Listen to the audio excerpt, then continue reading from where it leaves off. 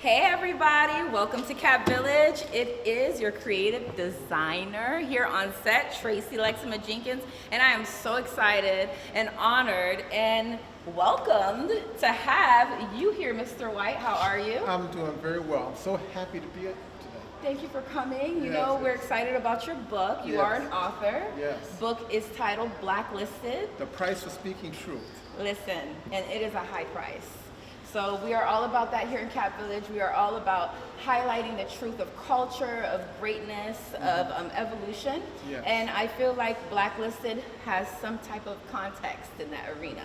Absolutely. You know, as people of African descent and from the Caribbean, we were all about truth. Yes. We were all about liberation and empowerment. Yes. And sometimes because of our history in Haiti, Jamaica, Brazil, and Cuba, sometimes people try to keep that truth down. Yes. Because we are people who fight for our liberation. Relentlessly. We fight for our truth. Yes. And we're resilient. We are that. And that's what this book is about. I love that.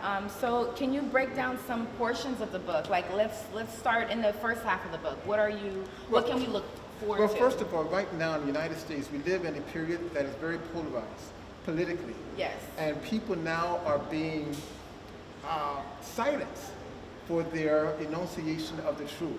Yes. They're being silenced by losing jobs, being silenced by being fired from their communities.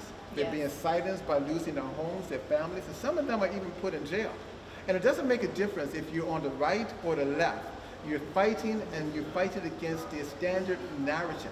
Yes. So therefore, the new idea in this book is that we have to fight against the power elite, the power establishment, and sometimes they call the deep or the dark state. I agree, and it is such a structured arena, and it's a tricky arena to tap into. Surely. But you seem very comfortable in speaking the truth, and that comes from what? Well, first of all, it comes from my mother and father.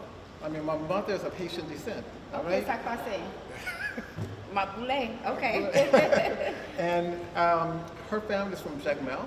Okay. But she also lives in Cape Haitian and Port-au-Prince. Okay. Secondly, my father is from Costa Rica, all right, from Puerto Limon, one of the blackest cities in Central America. Okay. Now, both of them attended the Marcus Garvey schools in their respective countries. I don't know if you know Marcus Garvey. No, but Port of Le Monde, it means port of the world. Absolutely. I do know that, and Yeah. that's a French statement. So what it is that Marcus Garvey was the head of the Universal Negro Improvement Association. Okay. The largest and the baddest black group that ever existed. Okay. It started in the 1910s, had a membership of over 20 million people. So they taught black empowerment, black entrepreneurship, and black self-help. And my father was rooted in that, and my mother was rooted in that as well. And when they came together, they created a family that was based on this. That is, we don't care what the problem is. We don't care how many forces are against you.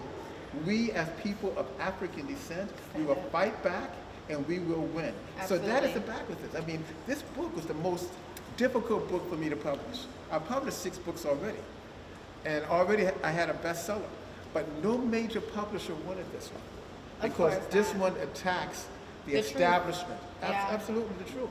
And it would dismantle any and everything that they've planned and been working so hard Absolutely. to build. So of course they're going to always try and find a way to not highlight Yes. what needs to be highlighted Absolutely. for us to find some type of common ground Yes. and structure to move forward together, unified. Yes. So what can the people look forward to after reading this book? What do you think the effect is after reading this book and tapping into the blacklisted concept? First of all, we're going to find that freedom of speech is not really freedom of speech in the United States. It has limitations. Okay. All right? Yes. Second, we'll find that when you speak truth to power, there's a price to pay. Yes. Thirdly, they'll find that we're not about parties. It's not about Republican or political or Democrats. It's about our interest. Favor. All right? Yeah. If you're not interested in what we're talking about, Then we're not interested in you. That's right. Yeah. I mean, we're putting a line in the sand now. All right? And the fourth element is that we will attack anyone and anything that is wrong. Absolutely. consistently. Do you consider yourself an activist? Absolutely. Okay. I mean, as an academic, as a professor, Yes. for over 25 years. I mean, taught at the University of Illinois as the head of my history department, taught at the University of Central Florida, head of the public history department. I'm an activist. My writings, my public appearances, I mean, I've been on Al Jazeera, I've been on RT News, name it, I've been on it, and I speak the same structure, the same ideas. So, in conclusion, as an activist and an author, as a seasoned melanated That's right. man That's right.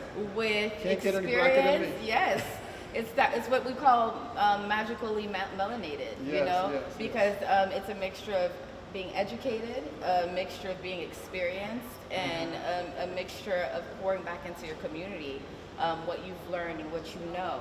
So with all that being said, here today, what do you feel your effect has been, and do you feel like you've seen an effect or a change with your contribution? Absolutely. This book is changing the narrative. People are writing me, calling me from not just throughout the United States, throughout the world. In fact, the next printing is going to be in Spanish and Portuguese. Awesome. I mean, and people are calling me. Yes. And they're saying, listen, Dr. White, I see myself in this. I see what it is to speak out. I see and I understand the punches that I have received. And I'm glad that you're saying things. I'm telling you now that if you read this book, you see yourself in it. At some place, somehow, somewhere. I see myself in it, and I didn't even open it yet. Yes, yeah, yes. I see myself in you, and so that's impactful and powerful enough. Yes, yes. So in conclusion, how can we at Cap Village assist you in your vision and making sure that we continue the dream and the investments and the pouring that you've already started in the community? Well, one of the things that I have seen about Camp Village is that you're young people. Yes. You're young, you're excited, and you're strong. And young people like you are not afraid.